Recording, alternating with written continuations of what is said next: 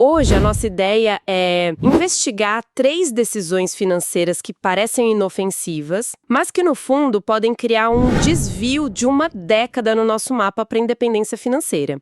Vamos ver como alguns impulsos muito humanos, tipo o eu mereço agora, o isso nunca vai acontecer comigo e até o eu já sei o suficiente, são, na verdade, armadilhas bem caras. E o mais interessante é que não são erros óbvios, né? São escolhas que muita gente faz assim todo dia, quase no piloto automático.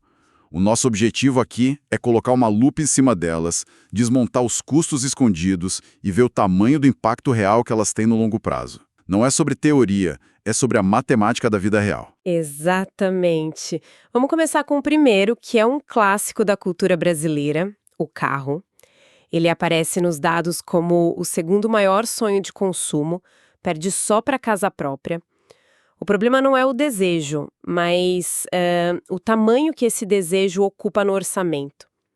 Eu fui calcular o custo de um carro popular, um modelo que hoje sai por volta de R$ 100 mil, e o número que eu encontrei, nossa, me assustou. É uma conta que a maioria das pessoas não para fazer. Elas olham o preço na concessionária ou o valor da parcela e pensam, ok, cabe no meu orçamento. Mas o custo de possuir um carro é como um iceberg, né? A parcela é só a pontinha que a gente vê fora d'água. Perfeito. Vamos quebrar essa conta, então. O que as pessoas veem de cara todo mês é o combustível, certo? Exato. E só isso, para alguém que roda uns 1.000 quilômetros por mês, já dá uns R$ 5.600 por ano. Mas o grande custo invisível, o que realmente corrói o patrimônio, é a depreciação. Só no primeiro ano, esse carro de R$ 100 mil perde quase R$ 5.500 de valor. É um dinheiro que simplesmente evapora. Evapora. Gostei dessa palavra, é literalmente queimar dinheiro. E além do que a gente paga no posto e do que o carro perde de valor, ainda tem a facada anual do seguro e do IPVA. Que juntos facilmente somam mais R$ 6.500. Isso considerando um seguro médio de R$ 2.500 e o IPVA de São Paulo, que é 4%. E a lista continua, né? Tem estacionamento, que para quem trabalha fora pode chegar a R$ 3.600 no ano, pedágio, manutenção básica, lavagens. Quando você soma tudo, a gente está falando de mais de R$ 25 mil por ano, dá quase R$ 2.100 por mês. E isso, como você disse, é só para manter o carro. A gente nem chegou na parte mais assustadora, que é como a maioria das pessoas compra o carro. O financiamento. Aqui é onde a situação fica realmente séria. É a armadilha perfeita.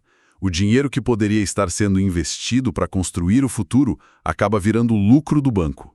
Fizemos uma simulação com essa taxa de mercado de 1,66% ao mês para financiar os R$ 100 mil em 60 meses. E qual foi o resultado? Se a pessoa financiar o valor total, a parcela mensal fica em R$ 2.644.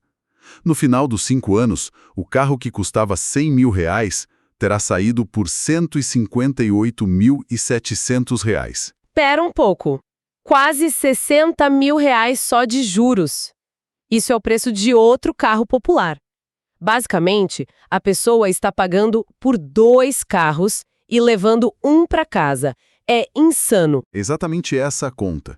Mesmo dando uma boa entrada, digamos R$ 50 mil, o custo final ainda fica em R$ 129 mil. São R$ 29 mil de juros. É um dinheiro que poderia mudar a vida financeira de alguém, mas que foi transferido para a instituição financeira. E tem um detalhe psicológico aí, né? Tem um detalhe importante. Até a última parcela ser paga, o carro não é seu.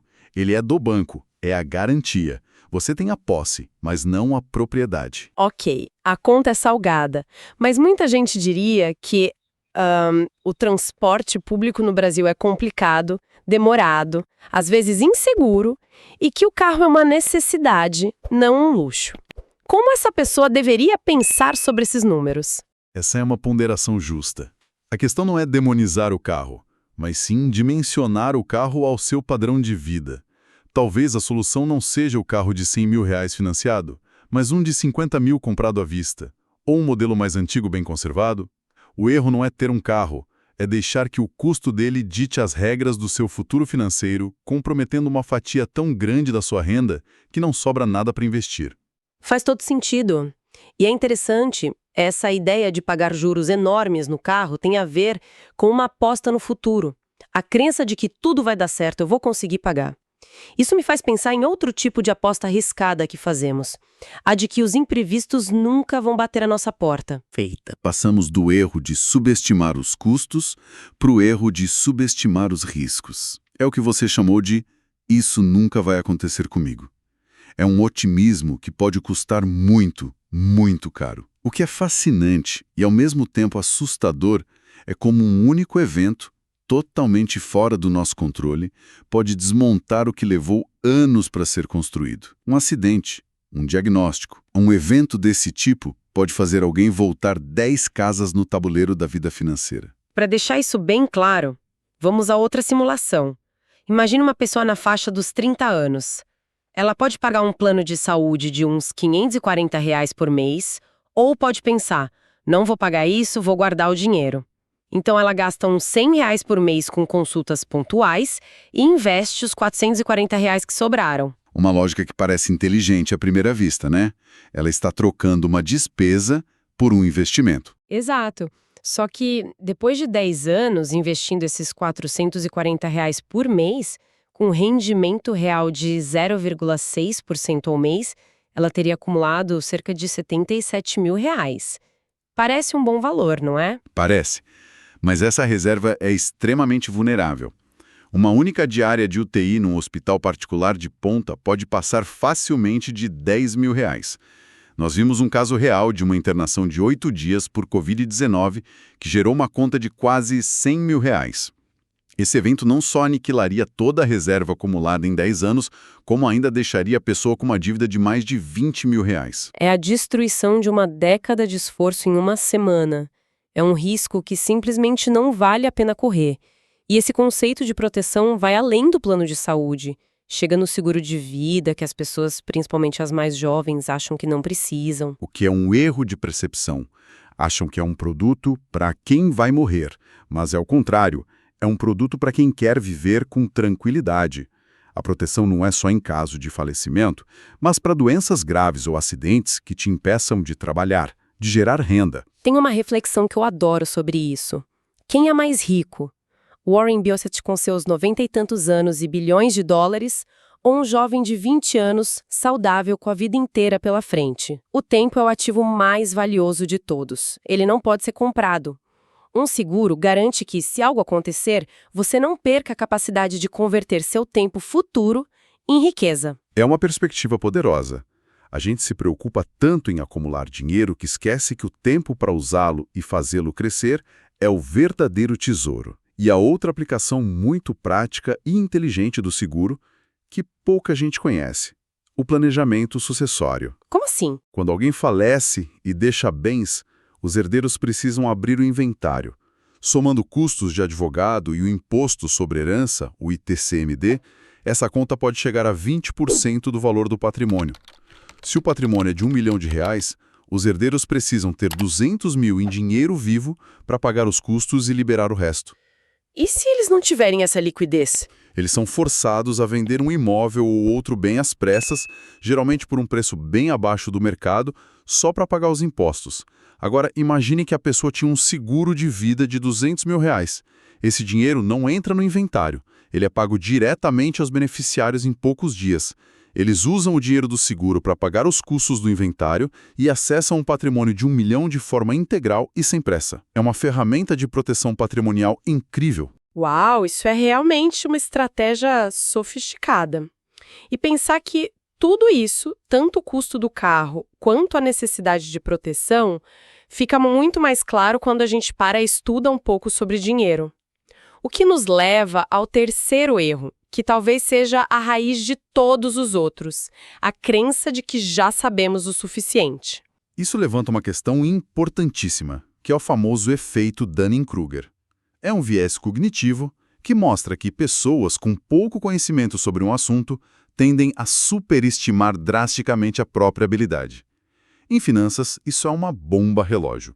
A falsa confiança impede a busca por conhecimento. Se a pessoa já acha que sabe tudo, por que ler e estudar? É aquela frase do filósofo Epiteto: é impossível para um homem aprender aquilo que ele pensa que já sabe. É a barreira definitiva. A pessoa nem sequer reconhece que há um problema a ser resolvido. Exatamente. No mundo financeiro, é muito mais saudável e lucrativo se sentir um impostor, no sentido de que sempre há algo novo e importante para aprender, do que se achar um expert antes da hora. Essa ignorância, muitas vezes a ignorância de não saber que não sabe, leva diretamente às outras armadilhas que a gente discutiu. E o custo de não aprender é literal. Ele aparece na calculadora. Sem dúvida. Se conectarmos isso ao quadro geral, o maior retorno sobre o capital que uma pessoa pode ter não vem de uma ação específica ou de um fundo milagroso. Vem do tempo investido em estudar sobre finanças. E o fator tempo aqui é o que multiplica tudo. Vamos colocar em números para ficar bem claro. Ótimo. Imagine duas pessoas que querem se aposentar com R$ 1 milhão, considerando um rendimento real de 0,7% ao mês. A primeira pessoa começa a investir aos 20 anos. Para atingir seu objetivo aos 60, ela precisaria investir cerca de R$ 270 por mês. Ok, R$ 270 parece bem factível. Agora, a segunda pessoa só começa a se preocupar com isso aos 30 anos. Ela perdeu 10 anos, que é justamente o tempo que estamos falando que esses erros podem custar. Para chegar no mesmo R$ 1 milhão aos 60, ela precisaria investir não 270, mas R$ 580 por mês. Mais que o dobro. A década de procrastinação custou a ela R$ 310 a mais todos os meses pelo resto da vida produtiva. O custo de não saber é real e mensal. É brutal. O conhecimento adquirido cedo trabalha a seu favor por muito mais tempo. O tempo perdido é o juro composto que você deixa de ganhar e ele nunca mais volta. Então, o que tudo isso significa? Recapitulando. Nós desmontamos 3 desvios de rota bem perigosos. Primeiro, o custo real de um carro, que é muito maior do que a parcela. Segundo, a aposta arriscada de não se proteger contra os imprevistos da vida. E terceiro, a barreira da arrogância, de achar que não precisamos aprender mais sobre dinheiro. E o ponto central é que esses não são pequenos deslizes. São desvios que, somados, podem facilmente custar essa década que mencionamos na jornada para os objetivos financeiros. A consciência sobre eles, que esperamos ter ajudado a construir aqui, é o primeiro e mais poderoso passo para colocar o plano de volta nos trilhos. Perfeito. E para encerrar, deixamos aqui uma reflexão final, uma provocação. Considerando que o tempo é o ativo mais valioso e que não pode ser recuperado, qual pequena mudança na forma de enxergar o dinheiro, inspirada na nossa conversa de hoje, poderia gerar um maior impacto nos próximos 10 anos de uma jornada financeira? Olha só, este é um resumo sobre 3 erros fatais que podem atrasar a sua liberdade financeira em, até 10 anos. A nossa análise mostra como algumas decisões financeiras bem comuns, sabe? Aquelas que parecem normais, podem, na verdade, comprometer seriamente a construção do seu patrimônio a longo prazo. Primeiro, e esse é um clássico, subestimar o custo real de um carro. Você tem ideia de que o transporte é o segundo maior gasto das famílias brasileiras? Um carro popular, que hoje está na casa dos R$ 100 mil, pode te custar quase R$ 2 mil por mês, só para manter, tá? Isso considerando combustível, seguro, IPVA, depreciação. E se for financiado em 60 meses, o valor final pode pular para mais de R$ 158 mil. São mais de R$ 58 mil só de juros. É absurdo. Segundo ponto, e que se conecta com o primeiro, não se preparar para imprevistos. Ignorar um plano de saúde e um seguro de vida é um risco enorme. Uma única emergência médica grave, como uma internação de poucos dias, pode custar mais de R$ 100 mil. Isso acaba com as economias de uma década. Então entenda de uma vez, esses seguros não são gastos, são, na verdade, a proteção do seu patrimônio. E, finalmente, o erro que talvez seja a raiz de todos os outros, a falta de educação financeira. Muita gente age como se já soubesse tudo sobre dinheiro, né? Tem até nome para isso, é o efeito Dunning-Kruger. E é impossível aprender aquilo que a gente acha que já sabe, concorda? Estudar finanças é o investimento com o maior retorno de todos, e o tempo aqui é crucial. Resumindo, planejar seus grandes gastos, se proteger contra os riscos e buscar sempre conhecimento são os passos essenciais para acelerar de vez sua jornada rumo à independência financeira.